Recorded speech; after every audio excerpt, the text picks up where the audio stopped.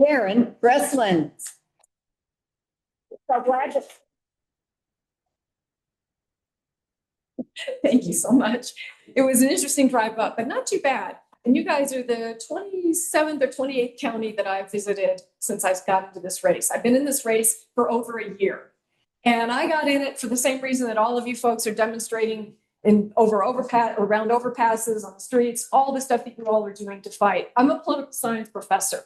When I say that Trump is a white supremacist fascist, I say it because I know what those words mean. And I say it because this moment demands the truth be spoken.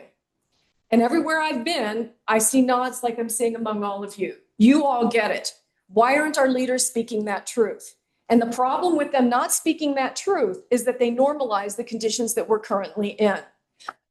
If you think back to where we were before Trump was nominated and elected, actually, or in office, we don't have the democracy that we had then in this moment. We've lost a lot of our democracy. Do y'all feel that as well?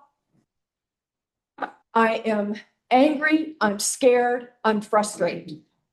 I bring to this 25 years of experience in the federal government as a program manager for the National Park Service. I worked for about 10 years as a science and regulatory reporter dealing with federal issues. I'm also an attorney, and I've done a bit of constitutional litigation. You put that stew together, and I know a lot about the federal government, and I understand this moment for what it is. Our democracy is hanging by a thread. That is not hyperbole. That is just the truth of this moment. John Hickenlooper, just the other day, was posting on his Senate page about how, Trump was taking money from Colorado. What he neglected to say is that that action is illegal. That needs to be spoken. We need to confront the fact that the Trump administration wants to roll back decades of civil rights protections. We have a lot of hard problems to confront in this country. And John Hickenlooper is a bit asleep at the switch. I give him credit for being a dedicated public servant, but he does not understand the gravity of this moment, and he is not sufficiently fighting back. That brought me into this race. Let me give you one example. Gaza. In Aspen in December, he admitted that Israel had significant human rights abuses and said, but let's just see what happens in the coming year. This was in December. $21 billion for what has happened in Gaza. When the United States turns away from its international human rights commitments, that is bad for all of us. And it is especially bad for Jews. We need to be speaking about that. How in the world can he look away from that? Artificial intelligence. This is a technology that involves data centers. It involves likely the loss of so many jobs. All of the people who are expert in this field acknowledge that. What's our plan for that? And even worse, it has the existential risk of nuclear weapons. Aren't I a ball of fun? Where's Hickenlooper on any of that? He dropped a bill in September calling for voluntary standards, wait for it, enforced by consultants. No, top to bottom regulation of that industry, controlling data centers with a floor, standards below which those data centers cannot go.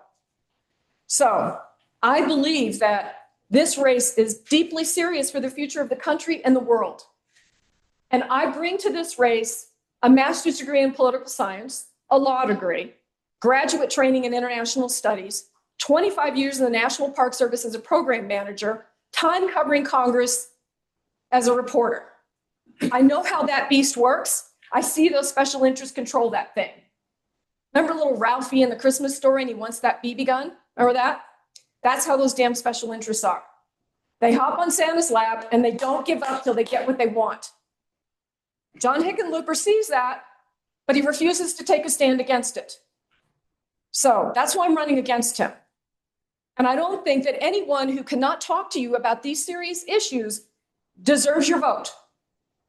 That's what I think. Because quite literally, the future of the country and the world is hanging in the balance right now. And I don't like to be the bearer of those bad tidings, but it's necessary. Let's talk about, do I have some time? 30 seconds. 5 seconds. 25 seconds. Oh, I didn't get any questions in. My apologies. Let's talk. Let's talk about the environmental issues real quick, but I'll take a question real quick if I can do that. Well, if you become state senator, U.S. Senator. US Senator. Yeah. What would you do about the current concentration camps and the more concentration camps that are evolving across our country? How it's Abolish ICE. That has to happen. ICE is no longer an agency that has any credibility. ICE has become Trump's paramilitary force. And that needs to be confronted as such, and it needs to be shut down. We lived without ICE for many decades. ICE is a new invention, needs to be shut down. Stop the funding of it. Here again, instead of reacting to what Trump's doing, let's get on the front end of it and use public persuasion to stop him in his tracks. And that's starting to work a bit. We need to do more of it.